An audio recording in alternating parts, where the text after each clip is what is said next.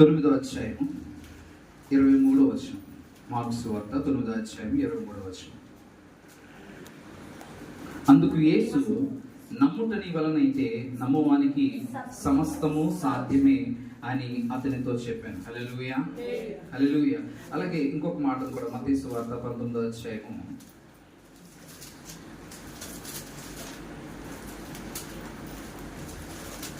26వ వచనం. యేసు వారిని చూసి, ఇది మనుషులకు అసాధ్యమే గాని దేవునికి సమస్తము సాధ్యమని చెప్పాను. హల్లెలూయా. గత వారం మనం చూసినప్పుడు ఆయన యందు నమ్మికించడం వలన దేవుడి కార్యాలు జరుగుతాయి అని మనం చూడడం జరిగింది. అయితే దానిలోంచే చాలా విషయాలు చెప్పాలని ఆశపడ్డాను. అంటే నమ్మటం వల్ల ఏమేమి జరుగుతాయి అనే విషయం మీద చూద్దాం అనుకున్నప్పుడు ఒక్కొక్క మాటను తీసుకుని చెప్పాలని ఆశపడుతున్నాను. సమస్తము అనే మాటని ఇక్కడ నేను మూలంగా తీసుకున్నాను. చూడండి, సమస్తము ఆయన చేస్తాడు. హల్లెలూయా. మనుషులకు అసాధ్యమే కానీ దేవునికి సమస్తము సాధ్యం. ఇక్కడ 9వ అధ్యాయము 23వ వచనంలో కూడా, మార్కు సువార్త 9వ అధ్యాయం 23వ వచనంలో కూడా అక్కడ ఏమంటున్నాడు? నమ్ముట నీ వలనైతే నమ్మువానికి సమస్తము సాధ్యమే. హల్లెలూయా, హల్లెలూయా. సమస్తము సాధ్యమేనట. దేవుని యొక్క కార్యాలు అన్ని సాధ్యమే అంటున్నాడు. మనం ఖచ్చితంగా నమ్మగలిగినప్పుడట దేవుడు అద్భుత కార్యాలు జరిగించగలిగిన వాడై ఉన్నాడు. హల్లెలూయా, హల్లెలూయా. మరి ఆ సమస్తములో ఏమేమి ఉన్నాయి, ఏం చేయగలిగిన వాడై ఉన్నాడు అనేది మనం ఒక్కొక్కటిగా చూసుకుని వద్దాం. చూడండి, నిర్గమాకాండము 23వ అధ్యాయము 27వ వచనం చూడండి.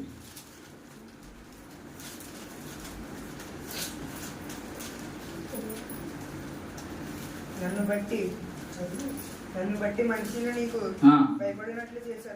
బట్టి మనుషులు నీకు భయపడినట్లు చేసేదను.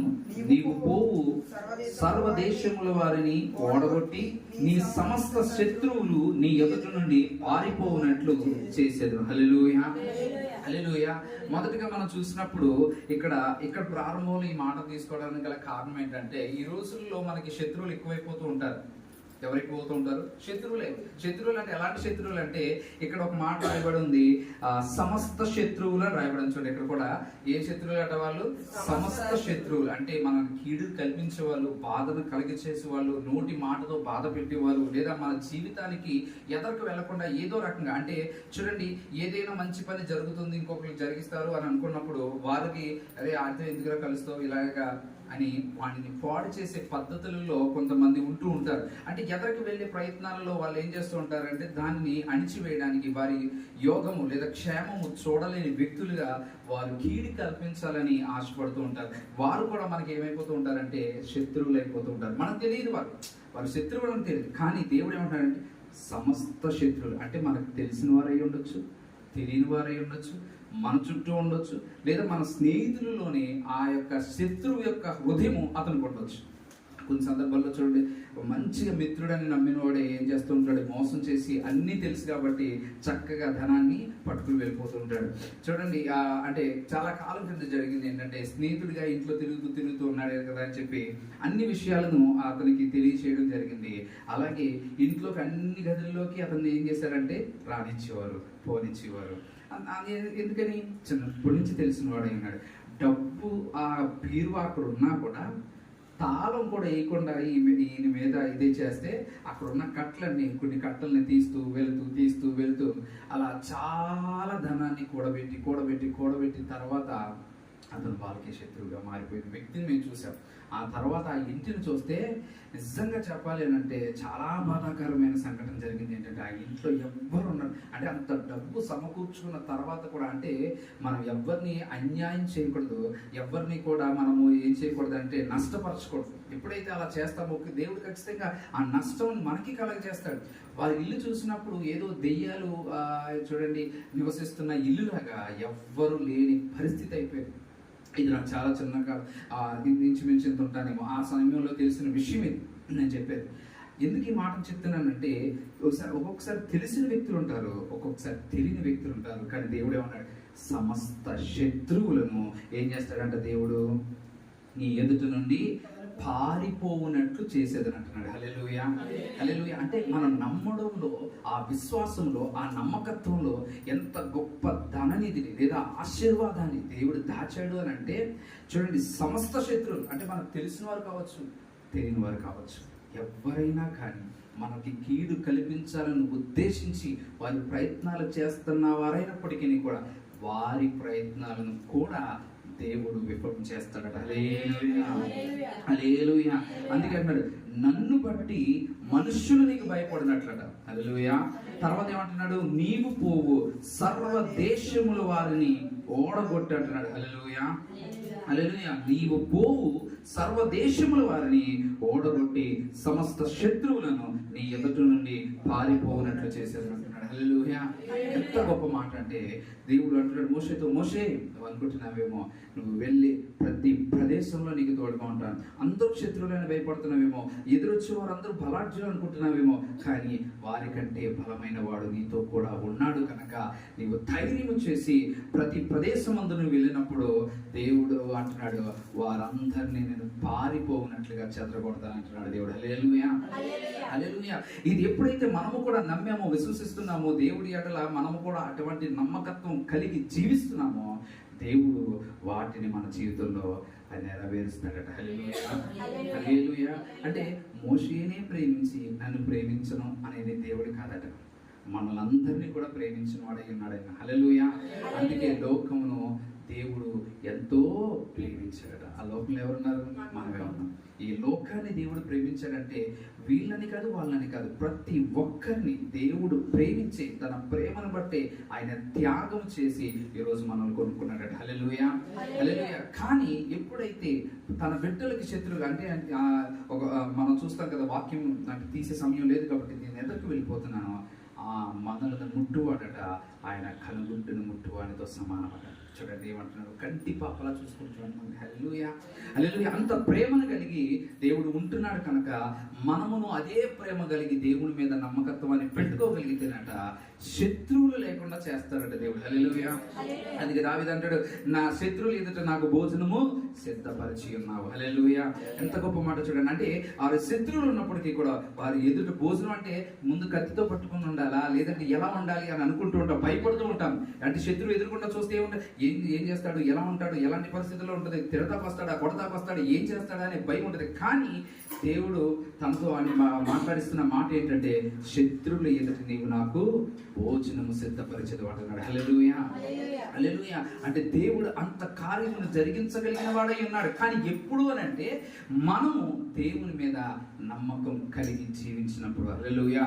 నమ్మడం మన వంతైతే నమ్మిన ప్రతి దానిని సమస్తాన్ని దేవుడు సాధ్యపరచగలిగిన వాడు. హల్లెలూయా, హల్లెలూయా. అందుకే ఇందాక ఇంకొక మాటను కూడా చదివాను, మనుషులకి ఇది అసాధ్యమే కానీ దేవునికి సమస్తము సాధ్యమే. అయ్యా ఇది ఎలా జరుగుతాయా, ఎలా ఉంటా, ఆడు నాతో ఇప్పటి నుంచో మాట్లాడతలేదు, నాతో వైరిమేసి కూర్చున్నాడు, నాతో మాట్లాడేవాడు, నేను కనపడితేనే ఎలా తిడదామా, ఎలా చేద్దామా, ఏమందామా అని కుయుక్తులతో ఉంటాడు. కానీ ఏంటి నా పరిస్థితి, నువ్వు నీ మాటలైతే సత్యమే కానీ అని అనిపిస్తుంది. ఆ కానీ అనే విషయం దగ్గర మనం నమ్మడం అనేది నేర్చుకోగలిగితేనట దేవుడు అద్భుతంగా మన జీవితాన్ని మార్చివేస్తాడు. హల్లెలూయా, హల్లెలూయా.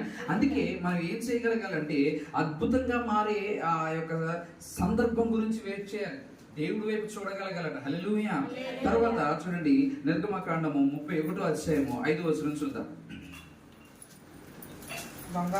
బంగారుతోను వెండితోను ఇత్తడితోను 31:5 చూడండి. కిందకు వచ్చిన తర్వాత, జ్ఞాన విద్య వివేకములను సమస్త పనులను నేర్పును వానికి కలుగునట్లను వానిని దేవుని ఆత్మపూరులుగా చేసి ఉన్నాను అంటున్నాడు. హల్లెలూయా, హల్లెలూయా. దేవుడు ఏమంటాడంటే జ్ఞాన విద్య వివేకములను సమస్తమైన పనులను నేర్పును వానికి కలుగు చేయనట్లు వానిని దేవుని ఆత్మపూర్తిగా చేసి ఉన్నాను అంటున్నాడు. హల్లెలూయా. ఇక్కడ ప్రత్యక్ష గుడారం అనేది దేవుడు కట్టడానికి వారికి దేవుని ఆత్మను అనుగ్రహిస్తున్నాడు. హల్లెలూయా. తను ఏమంటున్నాడంటే జ్ఞాన విద్య వివేకము సమస్త పనులు, ఆ పనుల యొక్క నేర్పును వానికి కలగజేస్తున్నాను అంటున్నాడు. హల్లెలూయా. ఈరోజు మన ప్రయాసం ఏంటంటే అంటే మనము దేవుని మందిరాల్లో మార్చబడాలి. హల్లెలూయా, హల్లెలూయా. మనము దేవుని మందిరాల్లో మార్చబడాలి మన జీవితాలు. దేవుడి ఆశ, దేవుడి సంకల్పం ఏంటి అని అంటే మనమే దేవుని ఆలయమై ఉన్నామట, మనమే దేవుని ఇల్లుని వాక్యం చెప్తుంది. మనలో దేవుడు నివసించాలని ఆశపడుతున్నాడట. హల్లెలూయా, హల్లెలూయా. అక్కడైతే ప్రత్యక్ష గుడారము చేయడానికి ఇద్దరు వ్యక్తులను దేవుడు ఎన్నుకుని వారికి సకల విద్యలను ఆయన వారికి నేర్పిస్తూ, ఆ జ్ఞానాన్ని అనుగ్రహిస్తూ, ఆ వివేకాన్ని ఇస్తూ దేవుడు ఆత్మపూర్ణంగా వారిని చేశాడట. హల్లెలూయా. తద్వారా ఎలా దేవుడు అనుకుంటున్నాడో ఆ కొలతలతో, ఆ పరిమాణముతో దాన్ని నిర్మించడానికి వారికి జ్ఞానం కలుగుతుందట. అయితే ఈరోజు మన జీవితంలో కూడా మన జీవితాన్ని నడిపించుకోవడానికి, మన కుటుంబాన్ని నడిపించుకోవడానికి, మన పరిస్థితుల నుంచి మనం బయటికి రావడానికి, ఆత్మీయ జీవితంలో ఎదగడానికి జ్ఞానము అవసరమై ఉన్నదట. హల్లెలూయా, హల్లెలూయా. అంత మాత్రమే కాదు, చూడండి, మనం చేస్తున్న పనిలో కూడా నేర్పరై ఉండాలంటుంటారు. చూడండి, కొంతమంది ఏంటి కార్పెంటర్ వర్క్ చేస్తుంటారు, చాలా మంది ఉంటారు. కానీ కొంతమందిని ఆ విషయంలో తీసుకుంటూ ఉంటారు. ఎందుకని? అందులో వారు నేర్పరిగా ఉంటారు. ఇల్లు కట్టే వాళ్ళు ఉంటారు, చాలా మంది ఉంటారు. కానీ కొంతమందిని మాత్రమే తీసుకుంటూ ఉంటారు. ఎందుకని? వారు అందులో మంచి నేర్పరై ఉన్నారు కనుక. అలా వారు వారి పనులలో వారు నేర్పర అవుతున్నారంటే దానిలో వారికి జ్ఞానం ఉన్నది కాబట్టి. హల్లెలూయా, హల్లెలూయా. అలా జ్ఞానము ఎవరిస్తానంటున్నారంటే దేవుడు ఇస్తానంటున్నారు. హల్లెలూయా. వాక్యం అంటుంది, మీలో జ్ఞానము కొదువుగా ఎన్నడలా నన్ను అడగండి అంటున్నాడు ఆయన. హల్లెలూయా, హల్లెలూయా. అందుకే చాలా మందికి ఎగ్జామ్స్ టైంలో చెప్తాను, బుద్ధి జ్ఞాన సర్వ సంపదలు దేవుని ఎడలే గుప్తమై ఉన్నాయి. హల్లెలూయా, హల్లెలూయా. జ్ఞానం ఎక్కడుంది, వివేచన ఎక్కడుందని యోబు అంటుంటే వాక్యం అంటుంది, దేవుడి దగ్గరే సమస్తము ఉన్నాయట. హల్లెలూయా, హల్లెలూయా. సమస్తము దేవుని దగ్గరే ఉన్నాయి.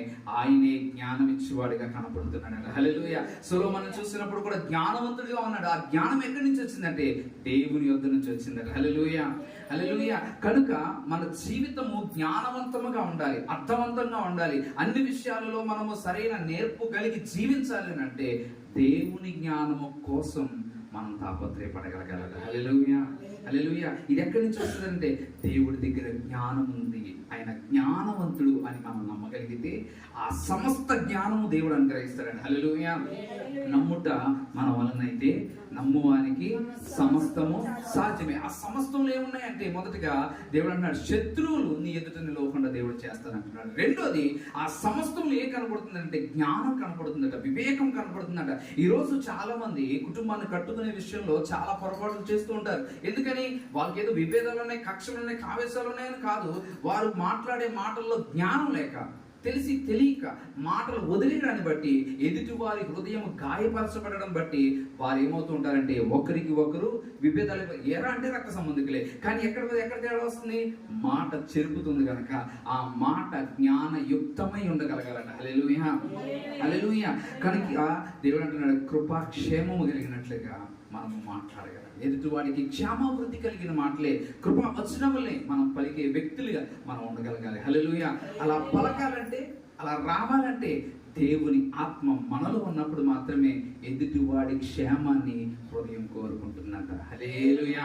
అందుకే చివరిలో అన్నాడు, వానిని దేవుని ఆత్మ పూర్ణులుగా చేస్తాను. హల్లెలూయా, హల్లెలూయా. దేవుని ఆత్మతోనైతేనే ఇవన్నీ సాధ్యం. ఒక దేవుని ఆలయం కట్టాలన్నా, బ్రతుకుని కట్టుకోవాలన్నా, జీవితంలో సరిగ్గా నడుచుకోవాలన్నా, కుటుంబాన్ని సరిగ్గా నడిపించాలన్నా, పిల్లల యొక్క భవిష్యత్తు విషయంలో కూడా మనం సరైన ప్రణాళిక కలిగి ఉండాలన్నా సరే జ్ఞానం అవసరం. హల్లెలూయా. పెంచేటప్పుడు పెరిగేస్తారంటే పెరగరు. జాగ్రత్తగా వాళ్ళని పెంచాలి, ప్రతి మాట విషయంలో పెంచాలి. చాలా విషయాలు మేము నేర్చుకుంటూ ఉంటాం పిల్లల విషయంలో, ఇలా చాలా జాగ్రత్త తీసుకుంటూ ఉంటాం. ఎందుకో తెలుసా? మేము మాట్లాడే మాట సరిగ్గా లేదనుకోండి, అది నేర్చుకుంటారు, అది పట్టుకుంటారు వాళ్ళు. సరిగ్గా మాట్లాడాలి, సరిగ్గా మేము ఒకరికొకరు గౌరవించుకోవాలి. మా గౌరవం మధ్యలో ఎవరు కనపడాలి? మళ్ళా పిల్లలు ఆ గౌరవంతో కనపడాలి. హల్లెలూయా. చాలా జాగ్రత్తగా. ఒక్కొక్కసారి మేము సరదాగా మాట్లాడు, ఏంటి ఇలాగన్నాం అని పిల్లలు మళ్ళీ ప్రశ్నిస్తూ ఉంటుంది. ఏం లేదమ్మా, సరదాగా అన్నాం, సరదాగా మాట్లాడుకుంటాం అంటుంటున్నాం. ఎందుకని? జాగ్రత్తగా మాట్లాడకపోతే పిల్లలు మన మాటలు మళ్ళా నేర్చుకుంటారు కనుక అక్కడ కూడా జ్ఞానం కావాలి. ప్రతి విషయమందు జ్ఞానం కావాలి. ఆ జ్ఞానం ఇచ్చేవాడు దేవుడై ఉన్నాడు. హల్లెలూయా. ఆ జ్ఞానం లేకే ఇశ్రాయేలు ప్రజలు నశించిపోతున్నారు, తన ప్రజలు నశించిపోతున్నారని దేవుడు ఎంతో బాధపడుతున్నాడట. ఆ జ్ఞానము ఎప్పుడైతే వారికి వచ్చిందో దేవుడు మన జీవితంలో ఏం జరిగించాలనుకుంటున్నాడో తెలుస్తుందట. హల్లెలూయా. ఎందుకని అంటే అప్పుడు దేవుని ఆత్మ హృదయంలో ఉంటుంది కనుక ఈ ఆత్మ అన్ని విషయాలను బోధిస్తుంది, అన్ని విషయాలను తెలియజేస్తుంది. ఎలా ఉండాలి, ఎలా నిల్చోవాలి, ఎలా మాట్లాడాలి, ఎలా నడుచుకోవాలని అన్ని విషయాల గురించి దేవుడే మనకి బయలుపరుస్తాడట. హల్లెలూయా. నీవు నిమిషం నేను నీతో మాట్లాడుతానన్న దేవుడు సమస్తాన్ని కూడా మనకి తెలియచెప్పగలిగిన వాడై ఉన్నాడట. హల్లెలూయా. ఆత్మ అన్ని విషయాల గురించి ఎరిగి ఉన్నది, అది అన్ని విషయాల గురించి వివేచించగలిగి ఉన్నది కనుక మనకి సమస్తము తేటగా కనబడుతుందట. ఆమేన్. హల్లెలూయా. అంటే జరగబో సంగతుల నిమిత్తము కూడా జ్ఞానమే మూలమై ఉన్నది కనుక దేవుడు ఆ విషయాలను మనకి బోధిస్తూ ఉంటాడట. హల్లెలూయా. హల్లెలూయా. ఉదయం కూడా వాక్యం చెబుతున్నప్పుడు దానియేలు నిమిత్తం, దానియేలుకు సంబంధించిన చాలా విషయాలు మాట్లాడుతున్నప్పుడు కూడా దానియేలుకు యొక్క దర్శన మర్మాలు చెప్పడానికి దేవుడు జ్ఞానాన్ని అనుగ్రహించాడు. అక్కడ కూడా జ్ఞానం అవసరమే. ఆ జ్ఞానం ఉన్నది కనుకే ఆ రాజు సాష్టాంగ పడ్డాడు అని అక్కడ రాయబడి ఉంది. హల్లెలూయా. రాజు తలదీసి అక్కడ పెట్టడానికి గల కారణం, ఆ సాష్టాంగ పడడానికి గల కారణం ఏంటంటే దేవుడు జ్ఞానం అతనిలో ఉన్నది కనుక అతను అంటాడు, దేవతలకి దేవుడును రాజులకు ప్రభువునై ఉన్నాడు అంటున్నాడు. హల్లెలూయా. మన దేవుడు అంత పూజారుడై ఉన్నాడు కనుక ఆ జ్ఞానము మనలో లేదు, మనం ఒప్పుకోవాలి.